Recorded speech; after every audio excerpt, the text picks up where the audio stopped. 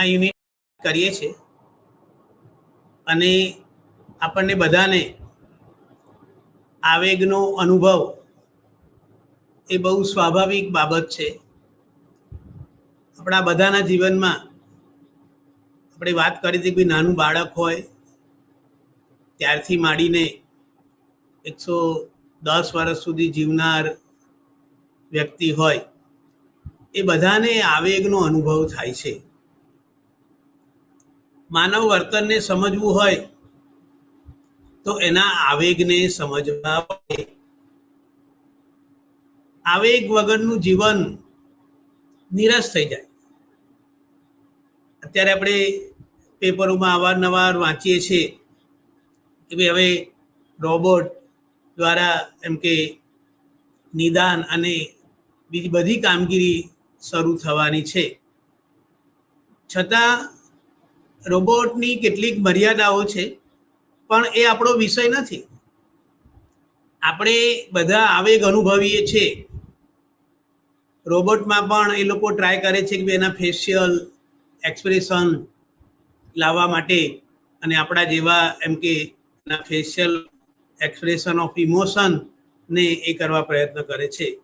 છતાં જે મર્યાદાઓ છે રોબોટની કે ભાઈ એ લોકો આવેગ અનુભવી શકતા નથી. એમનામાં ખુશીનો આવેગ, ક્રોધનો આવેગ, આશ્ચર્યનો આવેગ, શંકા, ઈર્ષ્યા આ બધું જોવા મળતું નથી.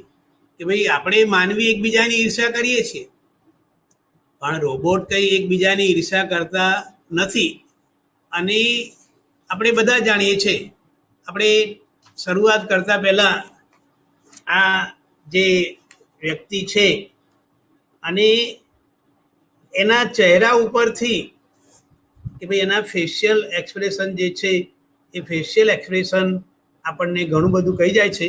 એટલે આપણો જે ફ્રેશ છે ફેસ એ આઈનો છે આપણા લાગણીઓને વ્યક્ત કરવાનો. પણ આપણે એની ચર્ચા કરતા નથી. આપણે ગયા વખતે વાત કરી હતી કે ભાઈ આપણે આટલા મુદ્દાઓની ચર્ચા કરવાના છે આ ચેપ્ટરમાં, અને અત્યાર સુધી આપણે આવેગની પ્રક્રિયાના ઘટકો સુધીની વાત કરીશું. આજે આપણે આગળ એની ચર્ચા શરૂ કરીશું અને એમાં આપણે વાત કરીશું કે ભાઈ મનોદશા અને આવેગો, કે ભાઈ મૂડ જે છે અને ઇમોશન આ બંને વચ્ચે શું સંબંધ છે, શું તફાવત છે, એની આપણે પહેલાં વાત કરીશું. ત્યાર પછી આવેગો અને લાગણીઓ, ઇમોશન એન્ડ ફિલિંગ્સ, એની પણ આપણે વાત કરવાના છીએ. કારણ કે આપણે આગળ વાત કરી કે ભાઈ આપણે આ યુનિટમાં આવેગ સાથે સંકળાયેલા જુદા જુદા પાસાઓની વાત કરવાના છીએ. અને એનો હેતુ શું છે કે ભાઈ તમે આવેગના કન્સેપ્ટને સારી રીતે સમજી શકો. અને જો આપણે આવેગના ખ્યાલને સારી રીતે સમજી લઈશું તો આપણે આવેગને ઓળખવામાં અને એને આધારે માનવીના વર્તનને સમજવામાં આપણને સરળતા રહેશે. એટલે એ અર્થમાં આપણે અહીંયા જ્યારે આવેગ અને મૂડની વાત કરીએ છીએ તો એને આપણે અલગ રીતે સમજાવવા પ્રયત્ન કરીએ છીએ. ચેતનાની પૃષ્ઠભૂમિમાં જે કામ કરે અને આવેગની તુલનામાં વધારે સમય સુધી જે બાબત જોવા મળે એને આપણે મૂડ કહીએ છીએ. આવેગ એનું અસ્તિત્વ, એનો સમયગાળો પ્રમાણમાં ઓછો છે. કે ભાઈ માતા બાળક ઉપર ગુસ્સે થાય તો 2-4 મિનિટ ગુસ્સે થાય. કોઈ કંપનીનો બોસ હોય પોતાના કર્મચારી ઉપર ગુસ્સે થાય, અથવા કોઈ પતિ પત્ની ઉપર ગુસ્સે થાય કે પત્ની પતિ ઉપર ગુસ્સે થાય, પણ એ ગુસ્સો છે એ પ્રમાણમાં ઓછો સમયવાળો હોય છે. આપણે ખુશી અનુભવીએ કે ભાઈ મને ખબર પડે કે ભાઈ તમને એમ કે ઇનામ મળેલું છે તો મારો ચહેરો હસતો જોવા મળશે. પણ એ થોડાક સમય માટે રહેશે કે ભાઈ ચલો મને કોઈ કીધું કે તમને ઇનામ મળેલું છે, દાખલા તરીકે કોઈ લોટરીની ટિકિટ મેં ખરીદી હોય અને પછી એનું પરિણામ જાહેર થાય અને પછી મને કહે કે ભાઈ તમને ફર્સ્ટ પ્રાઇઝ મળેલું છે, તો મને ખૂબ આનંદ થશે. પણ એ જે ખુશીનો આવેગ છે એ થોડા સમય માટે છે.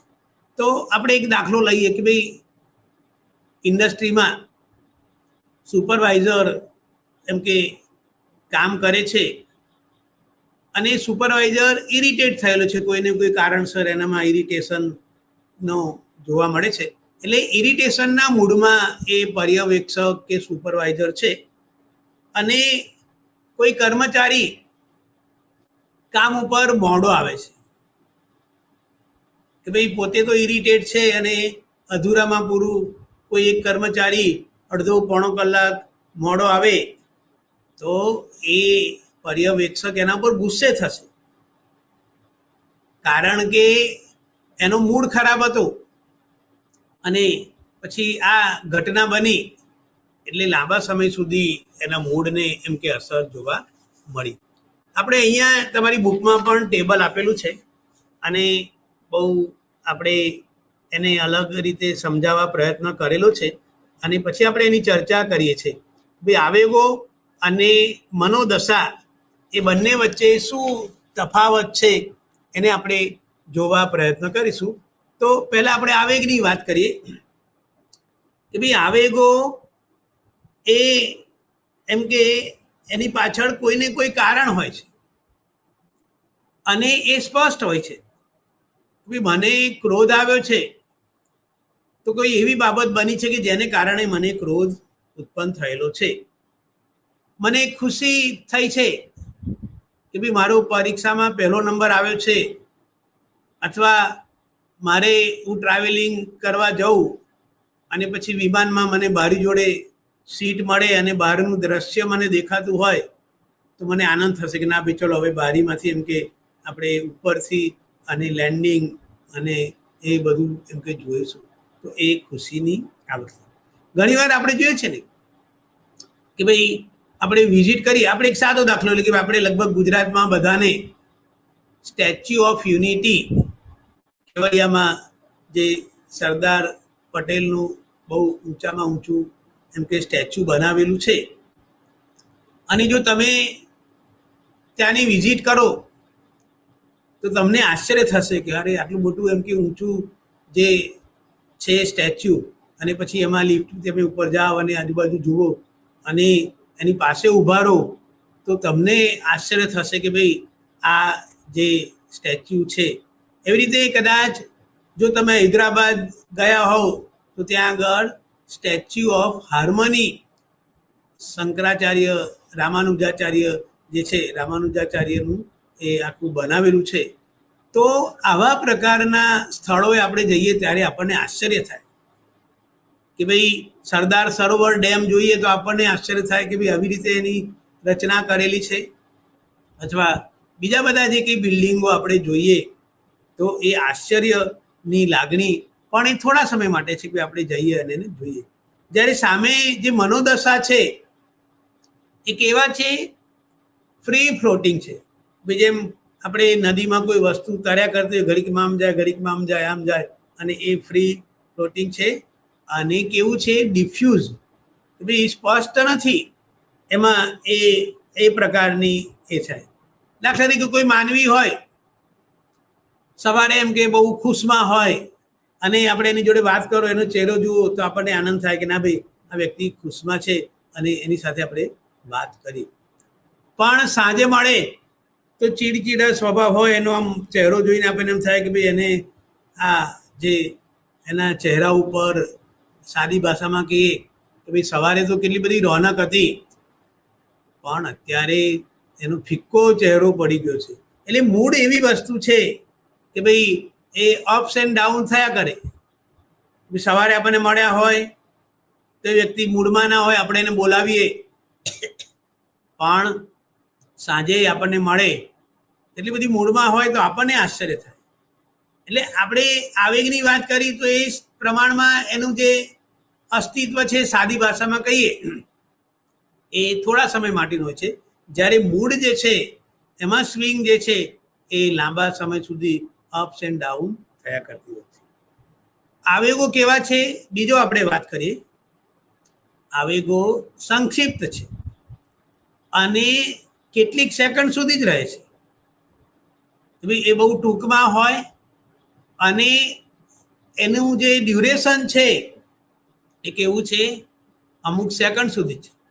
ભાઈ હું ગુસ્સામાં હોઉં તો કે હું અડધો કલાક સુધી આમ ગુસ્સામાં રહેતો નથી. ભાઈ મારો ગુસ્સો એમ કે થઈ જાય, પછી થોડા સમય પછી એમ કે હું પાછો નોર્મલ થઈ જાઉં. એટલે એ અર્થમાં કે ભાઈ આવેગો એ પ્રમાણમાં ઓછા સમય માટે આપણામાં જોવા મળે છે. જ્યારે એની સરખામણીમાં મનોદશા કે મૂડ કેવા છે, લાંબો સમય સુધી ચાલે છે. કે ભાઈ કોઈ વ્યક્તિ સવારે આપણને મૂડલેસ મળેલી હોય તો 5, 6, 7 કલાક સુધી એ એમ કે એવી મૂડલેસ જોવા મળશે. કોઈ વ્યક્તિ આપણને મૂડમાં જોવા મળેલી હોય, આપણે લાગે કે ના ભાઈ આ વ્યક્તિ બહુ જ આજે મૂડમાં લાગે છે, અને એ એના બોલવા ઉપરથી એના ચહેરા ઉપરથી આપણને ખ્યાલ આવે કે ના ભાઈ. એટલે મૂડ કેવું છે, પ્રમાણમાં લાંબા સમય સુધી ચાલનારી બાબત છે. આવેગોમાં વિવિધ ઘટકો જોવા મળે છે અને એટલા માટે એના માટે શબ્દ વાપર્યો છે બહુ ઘટકીય એપિસોડ. જેમ કોઈ સિરિયલ હોય, આપણે એક સાદો દાખલો લઈએ કે ભાઈ જો કદાચ તમે જોતા હોવ તારક મહેતા કા ઉલ્ટા ચશ્મા, તો એ એમ કે કોઈ ખરીદી કરે ઇલેક્ટ્રોનિક્સની, પછી એની કૂપન મળે અને એમાં પહેલું બમ્પર પ્રાઇઝ એમ કે કાર હોય. તો તમે જોયું છે કે ભાઈ ઘણા બધા એપિસોડમાં એ આખી જે વાત છે એને રજૂ કરવામાં આવી છે. ભાઈ 6, 7, 8, 10 એપિસોડ સુધી એમ કે એ ચાલે. એટલે અહીંયા આ જે આવેગો છે એમાં ઘણા બધા પાસાઓ રહેલા છે અને એ એમ કે એની આપણે વાત કરીએ. જ્યારે એની સરખામણીમાં મૂડ કેવું છે, અનુભવ સાથે સંકળાયેલો છે. કે ભાઈ હું ઉઠું સવારે અને મને સારો અનુભવ થાય તો મારો મૂડ સારો જોવા મળશે. પણ ઉઠું સવારે અને કંઈક એવું બને અને મારો મૂડ ખરાબ થઈ જાય તો એ મૂડ પછી લાંબા સમય સુધી ખરાબ રહે. એટલે મૂડ કેવું છે, વ્યક્તિગત અનુભવ છે. એક પરિસ્થિતિમાં વ્યક્તિ ખુશ થાય, દાખલા તરીકે કોઈ વ્યક્તિ હોય એને પૈસાની ખૂબ જરૂર હોય અને 1 લાખનું ઇનામ લાગે તો એને આનંદ થશે. પણ કોઈ ખૂબ પૈસાવાળી વ્યક્તિ હોય અને એને 1 લાખ લાગે કે ભાઈ તમને 1 લાખનું ઇનામ લાગ્યું છે, તો એમાં કંઈ બહુ એને ખુશી નહીં થાય. કારણ કે મૂડ કેવો છે, સબ્જેક્ટિવ છે. કે ભાઈ એક પરિસ્થિતિમાં વ્યક્તિ ખૂબ જ મૂડલેસ થઈ જાય અને બીજી વ્યક્તિ કદાચ ઓછી મૂડલેસ થાય. એટલે એ અર્થમાં આપણે એને એ કરીએ છીએ. જ્યારે આવેગો કેટલીક શ્રેણીઓમાં ફિટ થઈ શકે છે અને એનો વિવેકપૂર્વક ઉપયોગ કરીએ એ પણ આપણે જોઈએ છે. ભાઈ આવેગોનો આપણે કેવો ઉપયોગ કરીએ છીએ, સમજી વિચારીને આપણે ઉપયોગ કરીએ છીએ. ખુશીનો આવેગ હોય, ક્રોધનો આવેગ હોય તો એ આપણે એમ કે ગુસ્સાનો આવેગ હોય પછી આપણે એવી રીતે એટલો બધો ગુસ્સો નથી વ્યક્ત કરતા કે જેને કારણે એમ કે આપણે આપણું જે સાદી ભાષામાં કહીએ કે વિવેક એ થઈ જાય. મને ખુશી થાય, હું સ્માઇલ આપું, પણ પછી એમ કે લાંબા સમય સુધી હું પછી વિવેક રાખું છું કે ના ભાઈ એ ભલે મારી ખુશી છે એ હું વ્યક્ત કરું, પણ એને વ્યક્ત કરવામાં એક જાતનો વિવેક હું રાખીશ. કે ભાઈ ક્રોધ હોય તો ક્રોધમાં પણ બોસ હોય, પત્ની હોય, પતિ હોય, શિક્ષક હોય, માતા હોય કે કોઈ ગુરુ હોય, ગમે તે વ્યક્તિ હોય, પણ એ બધા એમ કે એ ક્રોધની જે એક મર્યાદા આપણે કહીએ એમાં એક વિવેકપૂર્ણ ઉપયોગની વાત એમાં રહેલી છે. જ્યારે પ્રસન્નતા અને ઉત્તેજના નો સંબંધ કેવો છે, બંને જુદા મૂડ છે. કે ભાઈ આપણને એમ કે પ્રસન્નતા અને ઉત્તેજના હોય તો એ આપણને જુદા મૂડનો એમ કે ઉલ્લેખ કરે છે. એટલે અહીંયા આ બાબત બંને અરાઉઝલ એન્ડ જેને આપણે કહીએ કે ભાઈ એ પ્લેઝર, તો એ બંનેનું જે સંબંધ છે એ કેવો છે કે ભાઈ એ એક પ્રકારનો જેને આપણે કહીએ તો ઉત્તેજના સાથે સંકળાયેલો છે. તો અહીંયા આપણે આ મૂડ અને આવેગની ટૂંકમાં વાત કરી છે. ત્યાર પછી તમારા યુનિટમાં 9.6 9.6નો જે મુદ્દો છે એ શું છે? આવેગો અને લાગણીઓ, ઇમોશન્સ એન્ડ ફિલિંગ્સ. આપણે ઘણીવાર લાગણી શબ્દ પણ વાપરીએ છીએ.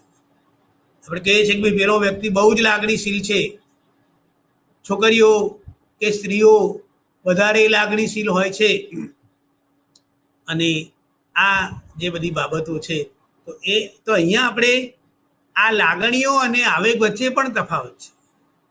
ભલે જે મનોદશા અને આવેગ, આમ તો બધા આપણે આ યુનિટમાં જેની ચર્ચા કરી છે, લાગણી અને આવેગની પણ આ યુનિટમાં ચર્ચા કરીએ છીએ. તો અહીંયા આપણે એ બંને વચ્ચેનો તફાવત જોઈશું તો આપણને ખ્યાલ આવશે કે ભાઈ બંને વચ્ચે શું ભિન્નતા છે. તો પહેલા આપણે આવેગની વાત કરીશું. આવેગ પ્રમાણમાં જટિલ છે કે ભાઈ આવેગો સરળ નથી પ્રમાણમાં, એ કોમ્પ્લેક્સ છે. અને એ અનુભવ કેવો છે? જટિલ પ્રકારનો અનુભવ છે. જ્યારે એની સરખામણીમાં લાગણી એક પ્રભાવશાળી પ્રક્રિયા છે. આપણે જોઈએ ને કે ભાઈ કોઈ વ્યક્તિ હોય, આપણે એને કંઈક કહીએ અને પછી લાગણીશીલ થઈ જાય તો એનો પ્રભાવ એના વર્તન ઉપર પડશે. કે ભાઈ કોઈના દુઃખદ અવસાનના સમાચાર સાંભળે તો એનામાં એ રોઈ પડશે, એની લાગણીઓ એમ કે બહાર આવશે. કોઈને આપણે ખુશીની વાત કરીએ તો પણ એના ચહેરા ઉપર એમ કે લાગણીઓ, એટલે એક બહુ પ્રભાવશાળી જેને કહીએ કે ભાઈ એ અફેક્ટિવ નેચરનું છે, કે ભાઈ એનો પ્રભાવ ખૂબ વધારે છે. આવેગાત્મક અનુભવ પહેલા અને આવેગોની સાથે સાથે એમ કે આપણામાં ફેરફારો જોવા મળે છે. દાખલા તરીકે ખુશીનો આવેગ સાથે સાથે વધશે કે એમાં ઘટાડો પણ થઈ શકે. એટલે અહીંયા આવેગ જે છે એ અનુભવ એનો જે છે એના પહેલા અને અનુભવ દરમિયાન, આવેગ દરમિયાન આપણે જે વાત કરીએ એ એમ કે વધશે અથવા તો એના જેટલો જ રહેશે એની આપણે એ કરી. જ્યારે લાગણીની વાત કરી ત્યારે અનુભવ કરવામાં લાગણીઓનો અનુભવ વધારે હોય છે. અને ઘણીવાર એવું પણ થાય કે ભાઈ લાગણીનો અનુભવ ન પણ થાય. તો અહીંયા જ્યારે આપણે વાત કરી છે ત્યારે કે ભાઈ ખુશીની લાગણી હોય અથવા દર્દની લાગણી હોય તો આપણે એનો અનુભવ કરીએ છીએ. તો ખુશીની લાગણીનું પ્રમાણ વધારે હોઈ શકે, દર્દનું પ્રમાણ, ભાઈ આપણે હમણાં કીધું ને કે ભાઈ દુઃખદ અનુભવ, કોઈના અવસાનના સમાચાર આવે તો 2-3 વ્યક્તિઓ હોય તો 2-3 વ્યક્તિઓની જે લાગણીઓ છે એની જે તીવ્રતા છે એમાં તફાવત હોઈ શકે.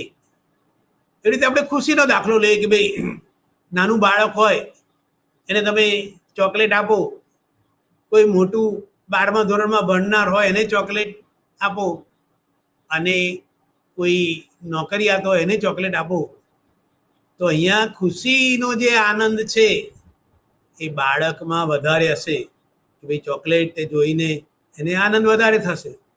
પણ કોઈ નોકરિયાતને તમે આપો તો એના માટે કંઈ હવે ચોકલેટનું એટલું બધું એ જોઈને એની લાગણીઓ જે છે એના ઉપર બહુ અસર થશે નહીં. ત્યાર પછી આવેગ એક પ્રભાવશાળી પ્રક્રિયા છે અને વધારે સક્રિય છે. કે ભાઈ એક એવી છે એની ઇમ્પેક્ટ પડતી હોય છે. એ વ્યક્તિ ગુસ્સામાં હોય તો એ ગુસ્સાનો જે આવેગ છે એની અસર એના ઉપર અને બીજા જે બધા હોય એના ઉપર પડતી હોય છે. કોઈ આનંદનો આવેગ હોય તો એની પ્રભાવ એ વ્યક્તિ ઉપર, એ વાતાવરણ ઉપર, બીજા ઉપર એની અસર પડતી હોય છે અને એ કેવું છે? પ્રમાણમાં સક્રિય છે. જ્યારે લાગણી કેવી છે? પ્રમાણમાં ઓછી સક્રિય છે. એમાં સક્રિયતા છે પણ આવેગના કમ્પેરિઝનમાં એની આપણે વાત કરીએ ત્યારે એ કેવી છે? પ્રમાણમાં ઓછી સક્રિય છે.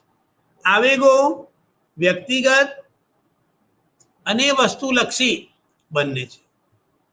કે ભાઈ આવેગનો અનુભવ એ દરેક વ્યક્તિ પરિસ્થિતિ એક છે કે ભાઈ એક પરિસ્થિતિમાં એક જણ ખૂબ જ ગુસ્સે થઈ જાય, બીજો એમ કે એને એટલો બધો ગુસ્સો ના આવે, અને ત્રીજો એવો હોય કે ભાઈ એને કશી અસર જ ના થાય. ગમે તેટલી એ ક્રોધજનક પરિસ્થિતિ હોય તો એ શું થયું? વ્યક્તિલક્ષી અનુભવ છે. ખુશીની વાત કરીએ તો એ પણ કેવી છે? વ્યક્તિગત છે. કોઈને અતિશય ખુશ થઈ જાય, કોઈ મધ્યમ પ્રકારના ખુશી વ્યક્ત કરે, કોઈ નિમ્ન પ્રકારની ખુશી વ્યક્ત કરે, અને કેટલાક એવા હોય કે ભાઈ બિલકુલ ખુશી જ વ્યક્ત ના કરે એવા પણ લોકો હોય છે. આપણે જોઈએ છે ને ઘણી બધી ઘટનાઓમાં. તમે દાખલા તરીકે તમારી સાથે કોઈને બનતું નથી અને પછી એને કોઈ સારા સમાચાર આપો તો એના ચહેરા ઉપર ખુશી જોવા મળશે નહીં, કે ભાઈ એને કંઈ અસર નહીં થાય, સાદી ભાષામાં કહીએ.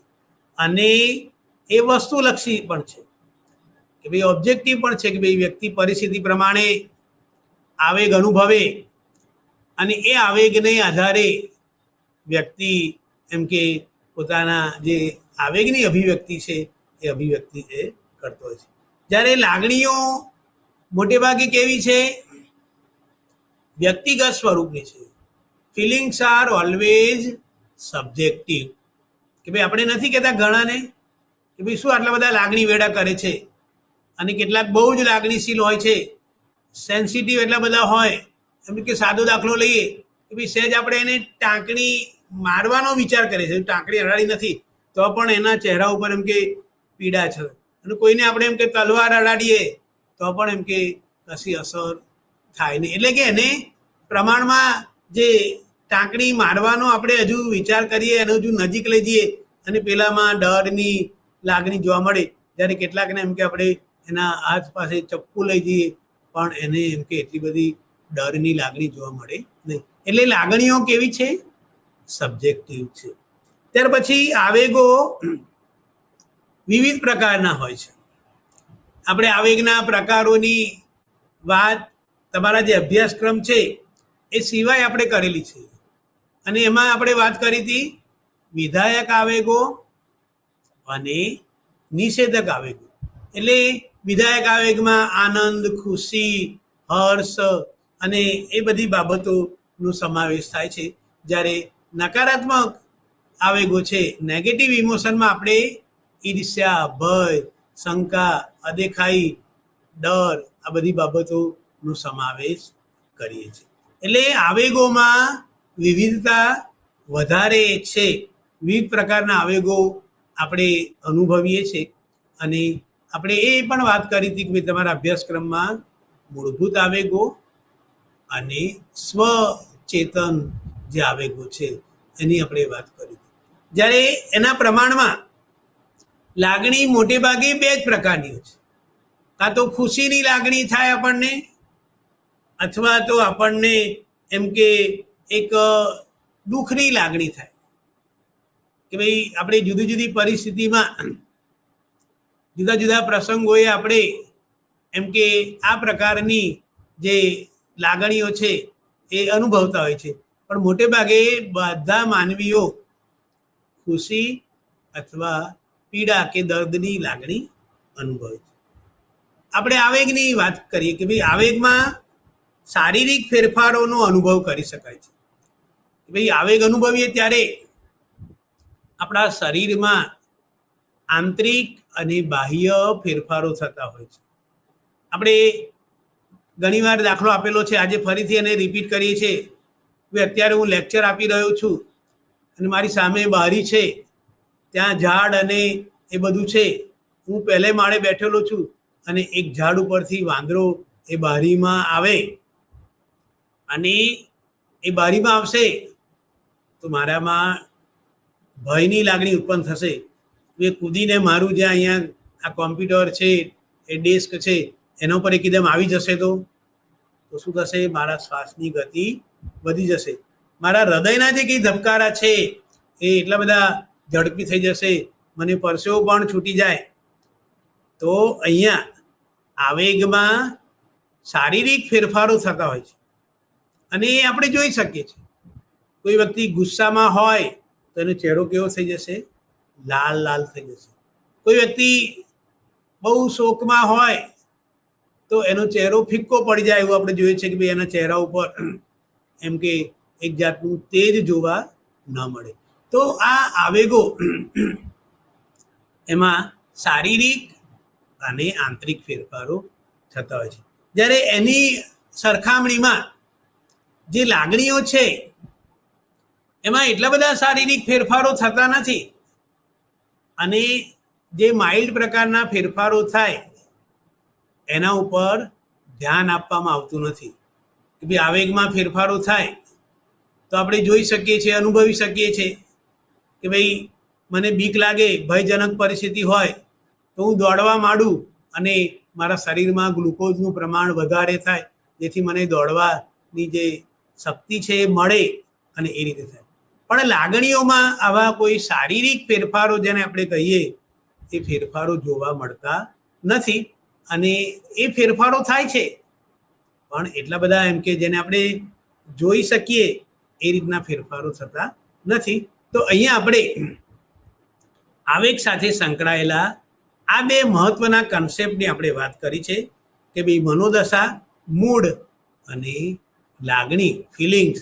તો જ્યારે જ્યારે પણ આપણે આવેગની સમજૂતી મેળવતા હોઈએ ત્યારે આ બે બાબતોને પણ સહેજ આપણે ધ્યાનમાં રાખીએ તો હું માનું છું કે આપણે આવેગને વધારે સારી રીતે સમજી શકીએ. આપણે હવે જે મુદ્દાની વાત કરવાના છે 9.7 અને એ છે આવેગના કાર્યો, ફંક્શન ઓફ ઇમોશન. જેમ આપણે પ્રેરણાના કાર્યોની વાત કરી છે, જો આપણને યાદ હોય કે આપણી પ્રેરણાઓ આપણને વિવિધ કાર્યો કરાવે છે, એમ જુદા જુદા આવેગો પણ આપણને વિવિધ કાર્યો કરાવે છે. તો આપણે એની સમજૂતી એક પછી એક મેળવીશું અને એ આવેગોના જે ફંક્શનો છે એ પણ આપણે જાણવા જોઈએ. તો એના દ્વારા આપણે વ્યક્તિના વર્તનને સમજી શકીએ છીએ અને સાથે સાથે એની સાથે કેવી રીતે વર્તન કરવું એનો પણ આપણને ખ્યાલ આવે છે. એટલે આવેગના કાર્યો જે છે એમાં આવેગનું જે પહેલું કાર્ય છે એ આવેગો વ્યક્તિને કાર્ય કરવા માટે પ્રેરે છે અથવા તૈયાર કરે છે. Ready for face the situation. તો આવેગની જ્યારે આપણે વાત કરીએ ત્યારે આપણે એક દાખલો લઈએ કે ભાઈ અહીંયા હું છું આ વ્યક્તિ તરીકે અને આ અહીંયા વાતાવરણ છે અને આવેગની પરિસ્થિતિ, ભાઈ અહીંયા આવેગની પરિસ્થિતિ છે. તો અહીંયા ફરી આપણે એ વાંદરનો દાખલો લઈએ છીએ કે ભાઈ એકદમ આવે છે તો હું જોઉં છું એને અને એ બારીમાં એમ કે સળિયા નથી એટલે ત્યાંથી સીધો આવી શકે છે, વાતાવરણ જે છે અને મારી આજુબાજુ કોઈ નથી અને એ એટલે અહીંયા શું થયું, મને પછી એ કાર્ય કરવા પ્રેરશે વાતાવરણ કે ના ભાઈ હવે એ મોટો છે અને એનો પંજો વાગે તો કદાચ એના નખ વાગે તો લોહી પણ નીકળી શકે. તો શું થશે, આ આવેગો મારામાં ભયની લાગણી થઈ, મારો શ્વાસ એમ કે એનું પ્રમાણ વધી ગયું, મારામાં લોહીનું પરિભ્રમણ વધી ગયું, મારા ધબકારા એટલા બધા વધી ગયા કે મને કોઈને કોઈ કાર્ય, એટલે કાર્ય શું પ્રેરશે કે ભાઈ હું બહાર જતો રહું અથવા કોઈને અહીંયા બેલ હોય બેલ મારું અને કોઈને બોલાવું મદદ માટે. તો અહીંયા આ જે વાત છે એવી રીતે આપણે બધા સડક ઉપર ક્રોસ કરતા હોઈએ કે ભાઈ આપણે જોઈએ છે કે 4 રસ્તા હોય ટ્રાફિકના અને ઝીબ્રા ક્રોસિંગ પર આપણે એમ કે ઊભા છીએ અને રેડ લાઇટ છે અને જે વાહનો જઈ રહ્યા છે અને પછી આપણે આપણી જે રાહદારીની છે ચાલનારી લાઈન ગ્રીન થાય એટલે આપણે ધીરે ધીરે રોડ ક્રોસ કરવા જઈએ પણ એ 30 સેકન્ડ સુધી ચાલવાની હોય અને એકદમ આપણી લાઇટ રેડ થઈ જાય અને આપણે જાણીએ છીએ કે ભાઈ આપણા દેશમાં ટ્રાફિક સેન્સ બહુ ઊંચી હોય છે કે ભાઈ એ ગ્રીન લાઇટ થાય એ પહેલાં લોકો નીકળવા માંડે અને લાલ લાઇટ હોય છતાં પણ લોકો જતા હોય છે. તો એવી રીતે આપણે એમ કે ક્રોસ કરીએ છીએ અને એકદમ કોઈ કારવાળો એ થાય તો શું થશે? આપણા શરીરમાં ઉત્તેજના થશે, આપણે એકદમ ગભરાઈ જઈશું કે ભાઈ આપણા એમ કે એક્સિડન્ટ તો નહીં થઈ જાય ને, અને એને કારણે આપણામાં ભયની લાગણી થશે. તો આપણે શું કરીશું? પાછા આવી જઈશું કે ભાઈ આપણે એમ કે એ રોડ ક્રોસ કરવાનું સાવચેત થઈ જઈશું. એટલે અહીંયા આપણને આવેગ એ કે ભાઈ ભયનો આવેગ છે, એક્સિડન્ટ થશે, મને ફ્રેક્ચર થઈ શકે અથવા તો બીજું કોઈ નુકસાન થઈ શકે, તો એનાથી બચવા માટે આવેગ મને કાર્ય કરવા પ્રેરશે કે ભાઈ હું આગળ જવાને બદલે પાછળ આવી જઈશ. તો એ રીતે આવેગો આપણને કાર્ય કરવા પ્રેરે છે. ત્યાર પછી બીજું ફંક્શન છે, આવેગો વ્યક્તિના ભવિષ્યના વર્તનનું ઘડતર કરે છે. ભાઈ શેપ અવર ફ્યુચર બિહેવિયર, કે ભાઈ આપણું ભવિષ્યનું વર્તન શું હશે એ પણ આપણા આવેગો નક્કી કરતા હોય છે. કે ભાઈ આવેગની પરિસ્થિતિ, દાખલા તરીકે કોઈ કર્મચારી હોય ઓફિસમાં, એ જવા નીકળે અને ટ્રાફિકમાં ફસાઈ જાય, તો એને ખબર છે કે ભાઈ હવે હું ટાઈમસર પહોંચી શકીશ નહીં, તો મારા બોસ મને વળશે. તો પછી એ શું કરશે? વિચારશે કે ભાઈ હું કયું બહાનું કાઢું કે ભાઈ આવું હતું અને આમ થયું. કોઈ વિદ્યાર્થી હોય, લેસન લઈ જવાનું ભૂલી ગયો છે, એની લેસનની બુક ઘરે રહી ગઈ છે અને જાણે છે કે ભાઈ શિક્ષક બહુ એમ કે ગુસ્સાવાળા છે, તો એ પોતાનું જે ભવિષ્યનું વર્તન છે, કેવી રીતે હું આ લેસન નથી લાવ્યો એટલે મારે જે પરિસ્થિતિનો સામનો કરવાનો છે હું કેવી રીતે કરીશ. કોઈ ગૃહિણી હોય, કોઈ કારણસર એમ કે રસોઈમાં દાળમાં સહેજ મીઠું વધારે પડી ગયું છે અને પછી એ બધા જમવા બેસે પહેલાં સહેજ ચાખે છે, તો એને ખબર પડશે કે ભાઈ હવે આ જે વર્તન છે એ, અથવા તો એ શું કરશે? એને જો ખબર પડી ગઈ તો દાળમાં સહેજ ખાંડ નાખી દે અને એમ કે જે ખારાશ છે એને ઓછી કરવા પ્રયત્ન કરે. એટલે આવેગો પણ આપણને ભવિષ્યની જે પરિસ્થિતિ છે એમાં આપણું વર્તન કેવું રાખવું જોઈએ એનો આપણને રસ્તો બતાવે છે કે ભાઈ ક્યાંક આપણે જવાનું છે અને સામેની વ્યક્તિ કેવી છે અને એની સાથેના સંબંધો કેવા છે, અને એ બધી બાબતોને ધ્યાનમાં રાખીને આપણે જઈએ. અને વ્યક્તિ જો ગુસ્સાના આવેગમાં હોય તો આપણે કેવી રીતે વર્તન કરવું એનો આપણે વિચાર કરીને એની સાથે વર્તન કરીએ. ત્યાર પછી ત્રીજું જે કાર્ય છે, આવેગ દ્વારા બીજા સાથે અસરકારક આંતરક્રિયા કરવામાં મદદ મળે છે. કે ભાઈ આપણે જ્યારે આપણે કહીએ છીએ ને અવારનવાર, કોઈ માનવી સામાજિક પ્રાણી છે, કોઈ એવી વ્યક્તિ છે કે બિલકુલ એકલી રહેતી હોય, આપણે એમ કહીએ કે ભાઈ ચલો સાધુએ સંસારનો ત્યાગ કરેલો છે, પણ એ પણ અવારનવાર ભ્રમણ કરતા હોય, લોકોને મળે, સભાઓ રાખે, સત્સંગ કરે, ભજન કીર્તન રાખે.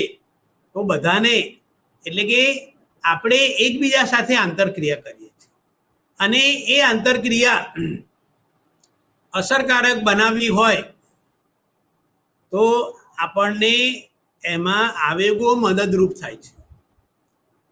કે ભાઈ દાખલા તરીકે એક સાદો દાખલો લઈએ કે ભાઈ કોઈ સેલ્સમેન હોય અને એ 10-15 વર્ષથી, એમ કે આપણે સાદો દાખલો લઈએ કે ભાઈ સાડી વેચવાની દુકાનમાં એ સેલ્સમેન છે અને કદાચ અમદાવાદના જે લોકો હશે એ લોકો રતનપોળ અને ડાલગરવાડમાં કાપડની ખરીદી કરવા કદાચ ગયા હોય, તો અહીંયા એ જે વ્યક્તિ હોય છે એને ખબર પડી જાય છે કે ભાઈ આ જે ગ્રાહક છે એ શું લેવાનો છે, કેટલા નંગ લેવાનો છે, કેટલી કિંમતની વસ્તુ લેવાનો છે, કયા પ્રસંગ માટે લેવાનો છે.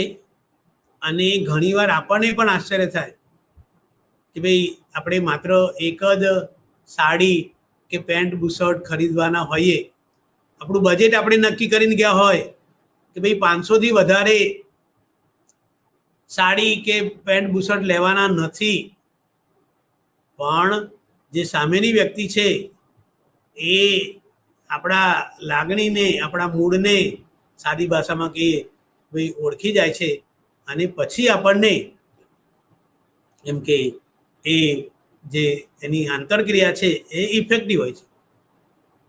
અને પછી કાં તો આપણે 700નું અથવા તો એકના બદલે 2 નંગ એમ કે લઈએ છીએ. તો આવેગો એ શાબ્દિક અને બિનશાબ્દિક જે કોમ્યુનિકેશન છે એમાં વ્યક્ત થતા હોય છે. અને આપણે કીધું ને હમણાં કે ભાઈ જે સેલ્સમેન છે, કપડાં વેચનાર, એ આપણા વર્બલ અને નોન વર્બલ કોમ્યુનિકેશનને આધારે એ એમ કે આપણે વાતચીત કરીએ અને વાતચીતમાં એને સંકેતો મળતા હોય છે અને આપણા આવેગોને એ ઓળખે છે કે ભાઈ પેન્ટ શર્ટ ખરીદવાના છે. કેમ ખરીદવાના છે? કે ભાઈ પ્રમોશન મળ્યું છે. તો પેલો જાણી જશે કે ના ભાઈ હવે પ્રમોશન મળ્યું તો તમારે હવે સારા કપડાં પહેરવા જોઈએ, તમારો હોદ્દો વધ્યો છે અને હવે તમે એમ કે સામાન્ય પોસ્ટમાંથી ઊંચી પોસ્ટ ઉપર પહોંચ્યા છો. તો એ એમ કે આ આવેગોને ઓળખે, એની લાગણીઓને, એના મૂળને ઓળખે છે. અને એ રીતે વ્યક્તિ એમ કે સામેની વ્યક્તિ શું અનુભવે છે એના આધારે એના આવેગો વિશે અને એ રીતે આપણે એમ કે બીજા સાથે આંતરક્રિયા કરીએ છીએ કે ભાઈ બીજી વ્યક્તિના વર્તનનું પણ આપણે અનુમાન લગાવી શકીએ કે ભાઈ કેવા આવેગો અનુભવે છે. તો અહીંયા આ બીજાઓ સાથેની આંતરક્રિયા આપણે જોઈએ છે ને કે ભાઈ મોટિવેશનલ સ્પીકર હોય, કોઈ મેનેજર હોય, કોઈ સાધુ કે સંત હોય. આપણે સાદો દાખલો લઈએ કે ભાઈ કોઈ એક જગ્યાએ એમ કે જે મંદિર છે એ એમ કે જૂનું થઈ ગયું છે, એનો જીર્ણોદ્ધાર કરીને મોટું મંદિર બાંધવાનું છે. તો જે સંત હશે એ જો જે ઓડિયન્સ છે, જે શ્રોતાઓ તો ના કહીએ પણ સત્સંગીઓ કહીએ, જે ધાર્મિક ભાવના ધરાવનાર લોકો છે, તો એને ખબર પડે કે ભાઈ આ બધા ડોનેશન આપે એવા છે, તો એ એવી રીતે આંતરક્રિયા કરશે કે જે સાંભળનારા છે એ કોઈ કે મારા 2 લાખ, કોઈ કે મારા 5 લાખ. અને ઘણીવાર તો એ લોકો એવી રીતે અસરકારક રીતે રજૂઆત કરતા હોય છે કે પહેલા કોઈ ₹1,00,000 કીધા હોય પણ એ સ્વામી એવી રજૂઆત કરે કે મારે 1 લાખ હવે બીજા વધારે આપવા છે, એટલે મારા લાખના બદલે ₹2,00,000 એમ કે હું ડોનેશનમાં આપું છું. તો આ વાત એ આપણા આવેગો જે છે, આપણી લાગણી છે, એની સાથે સંકળાયેલી બાબતો છે. તો આપણા આવેગો આપણને આ પ્રકારના કાર્યો કરાવવા માટે પ્રેરે છે.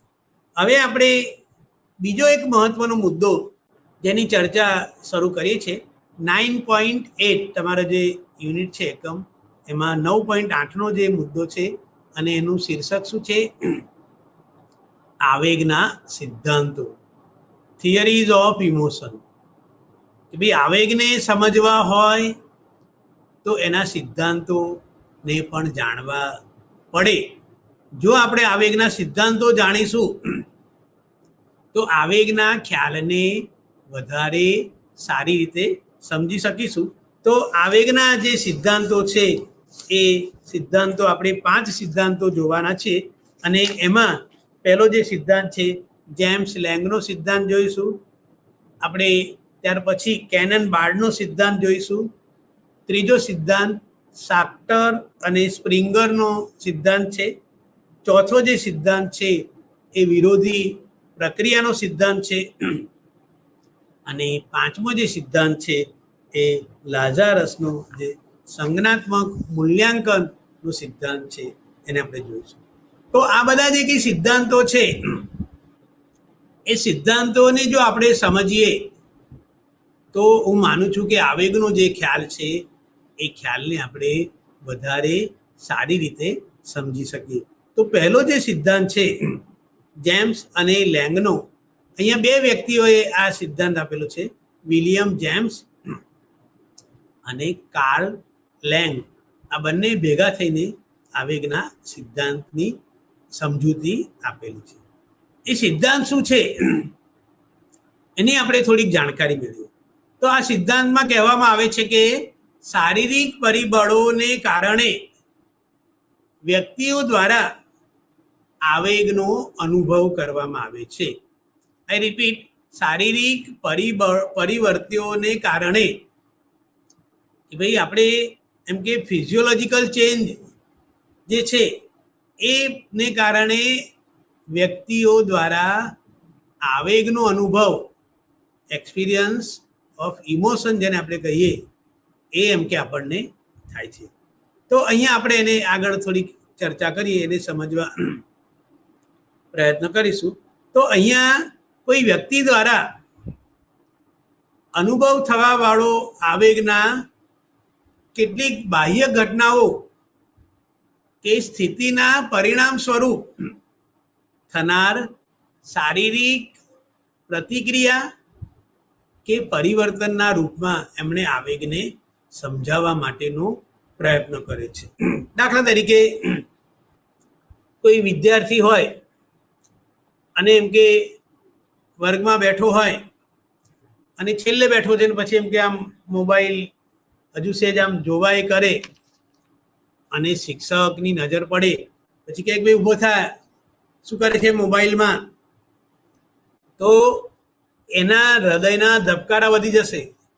એને ડર લાગશે કે ભાઈ શિક્ષક જોઈ ગયા વર્ગમાં એમ કે મોબાઈલ લાવવાની તો મનાઈ છે પણ હું લઈ આવ્યો છું અને જોઉં છું, અને એને લીધે શું થશે કે ભાઈ એનામાં ડરની લાગણી ઉત્પન્ન થશે. અને આ સિદ્ધાંત એવું કહે છે કે ડરની લાગણી ઉત્પન્ન થઈ એટલે એના હૃદયના જે ધબકારા છે એ એકદમ વધી ગયા. તો અહીંયા આ જેમ્સ અને લેંગની આપણે જ્યારે ટીકા કરીશું ત્યારે એને જોઈશું. તો અહીંયા એ સિદ્ધાંતને આપણે આકૃતિ દ્વારા એમ કે સમજવા પ્રયત્ન કરીશું. આપણે એની થોડીક ચર્ચા પણ કરીશું કે ભાઈ અહીંયા આ જે સિદ્ધાંત છે એ શું માને છે, મારા હૃદયના ધબકારા વધારે છે તેથી મારે ડરવું જોઈએ, મને ભય લાગવો જોઈએ. અત્યારે જો કે આ સિદ્ધાંત સ્વીકારતા નથી, આપણે એની ટીકા પણ જોઈશું કે ભાઈ એમણે શું કીધું કે ભાઈ મારા હૃદયના ધબકારા વધે છે, ખૂબ જ છે, એકદમ વધી ગયા, માટે મારે એમ કે ભય અનુભવવો જોઈએ, એવી એને વાત કરેલી છે. તો અહીંયા આપણે જે તમને હમણાં આકૃતિ બતાવી, તો પહેલું જે બોક્સ હતું એમાં આપણે શું લખ્યું હતું, ઘટના કે સ્થિતિનો અનુભવ. ત્યાર પછી એને કારણે શારીરિક પ્રતિક્રિયા અને પરિવર્તન. અને ત્રીજું બોક્સ હતું એમાં આપણે શું લખ્યું હતું, આવેગનો અનુભવ. હું રિપીટ કરું છું, ભાઈ ઘટના કે સ્થિતિનો અનુભવ કરવો, શારીરિક પરિવર્તન થવા અને આવેગનો અનુભવ થયો.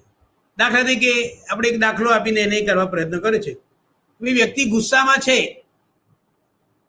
અને ગુસ્સાને કારણે વ્યક્તિ એમ કે એના વર્તનમાં ફેરફાર જોવા મળે.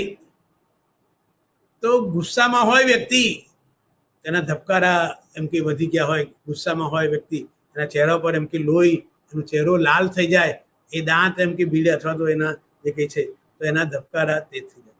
અને પછી એનામાં ક્રોધની અથવા કોઈ સામેની વ્યક્તિ હોય તો એનામાં ભયની લાગણી જોવા મળે. ભાઈ માતા ગુસ્સે થાય તો બાળકમાં ભયની લાગણી જોવા મળશે, એ ગભરાઈ જશે. કોઈ બોસ હોય એકદમ ગુસ્સે થઈ જાય તો સામેની વ્યક્તિ છે એને ડર લાગશે કે ભાઈ આ બોસનો જે ગુસ્સો છે એને આપણે શું કરીશું. તો અહીંયા આ જે સિદ્ધાંત છે પણ એની બહુ જ ટીકા થઈ. આપણે જાણીએ છીએ કે મનોવિજ્ઞાનમાં કોઈ બાબત એ અંતિમ સત્ય નથી. જો આપણને ખબર હોય કે ભાઈ મનોવિજ્ઞાનનો ઉદ્ભવ, આપણે જાણીએ છીએ કે ભાઈ મનોવિજ્ઞાન પહેલા ફિલોસોફીની બ્રાન્ચ હતી, પછી એમાંથી નેચરલ સાયન્સ જેને આપણે કહીએ, કેમેસ્ટ્રી, ફિઝિક્સ, બાયોલોજી, અને એ બધાની અસરને કારણે કેટલાક લોકોએ મનોવિજ્ઞાનને વિજ્ઞાન બનાવવાના પ્રયત્નો શરૂ કર્યા અને એમણે જુદી જુદી બાબતોની વાત કરી હતી. અને જો આપણને ખબર હોય તો આપણે પહેલા યુનિટમાં આપણે મનોવિજ્ઞાનના કેટલાક ખ્યાલોની વાત કરી અને મનોવિજ્ઞાનના ઇતિહાસની આપણે વાત કરી. અને એમાં આપણે કીધું હતું કે ભાઈ સૌથી પહેલો સંપ્રદાય શું હતો? રચનાવાદ.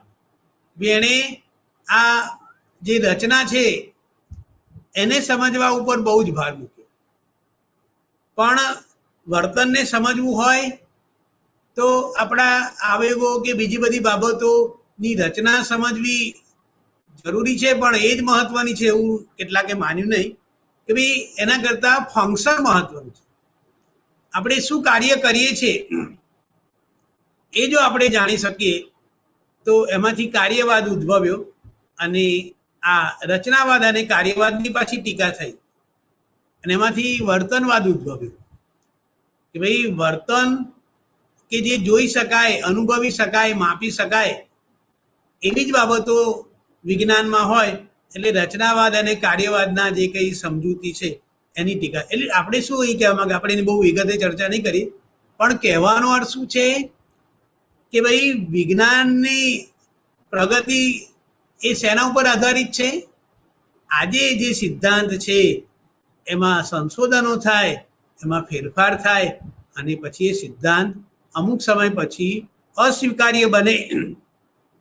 તો એ જે વાત છે એ વાત આવેગના સિદ્ધાંતોમાં પણ લાગુ પડે છે કે ભાઈ આ જે જેમ્સ લેંગનો સિદ્ધાંત હતો એની બહુ જ ટીકા થઈ અને એની ટીકાઓમાં શું કહેવામાં આવ્યું કે ભાઈ શારીરિક પ્રતિક્રિયાનો અનુભવ પહેલા થાય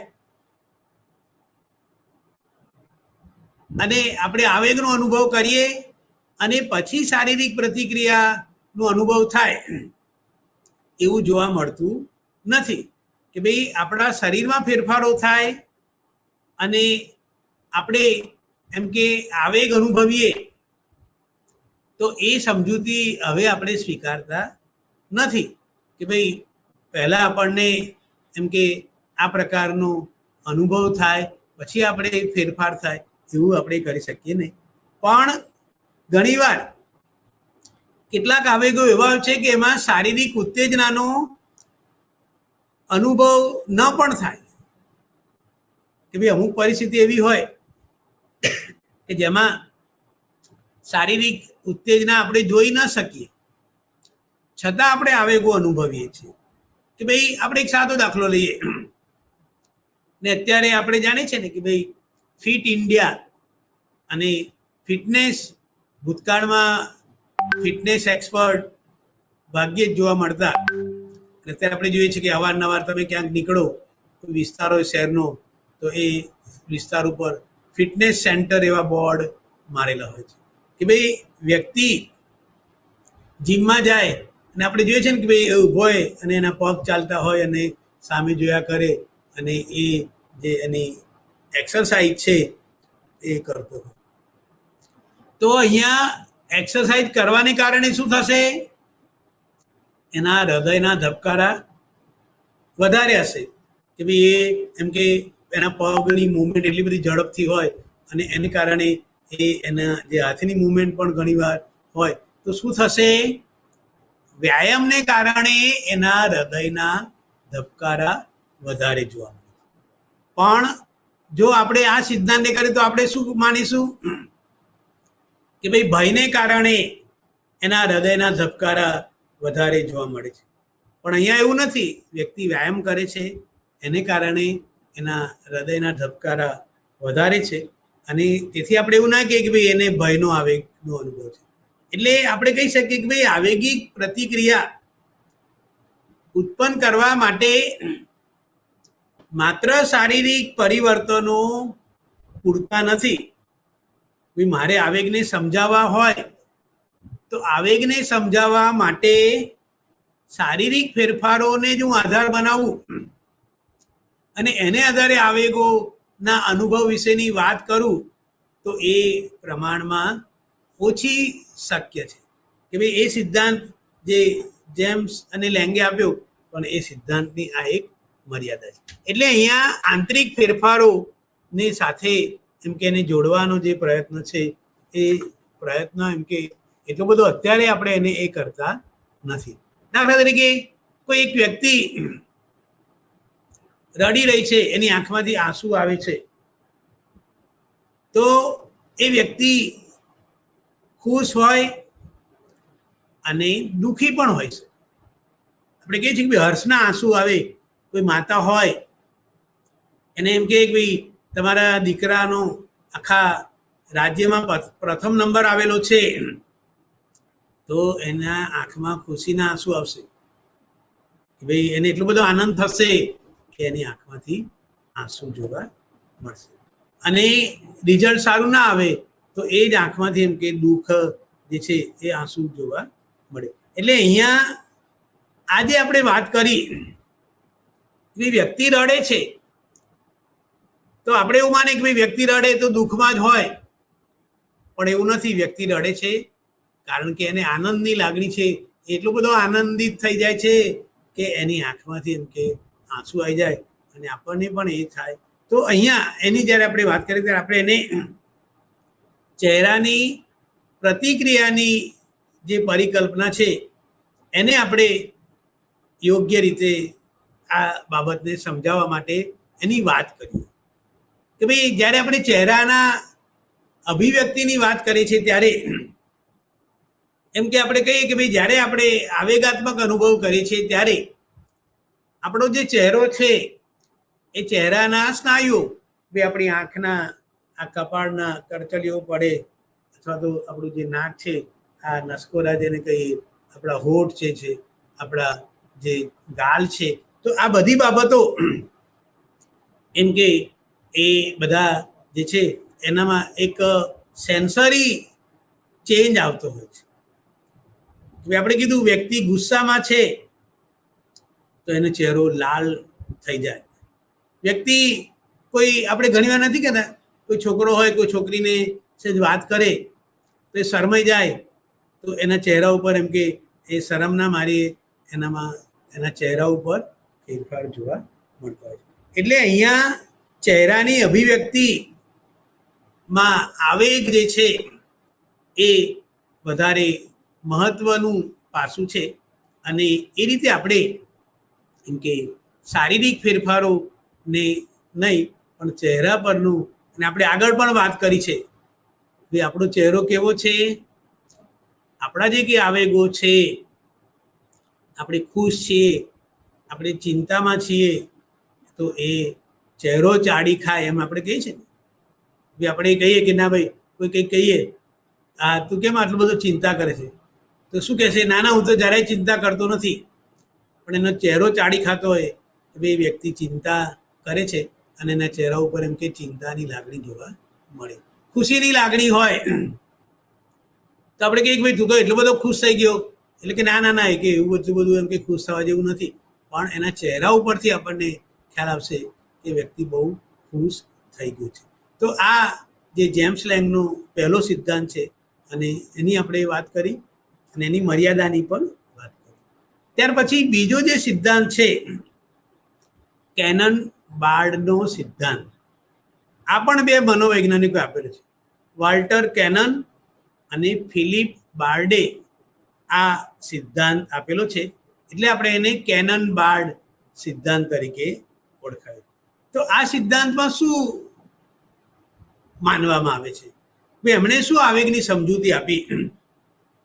તેમણે કીધું કે ભાઈ એક જ ચેતા ઉત્તેજના એમ કે, અને એમાં એમણે થેલેમસની વાત કરી કે ભાઈ એ એક જ ચેતા ઉત્તેજના થેલેમસ જે છે એમાંથી નીકળે છે અને એક સમગ્ર શારીરિક ઉત્તેજના, ભાઈ આ થેલેમસમાંથી જે ઉત્તેજના નીકળે એ આપણા શરીરમાં ઉત્તેજના ઉત્પન્ન કરે છે અને સાથે સાથે આવેગાત્મક અનુભવ એમ કે આપણામાં જન્માવે છે.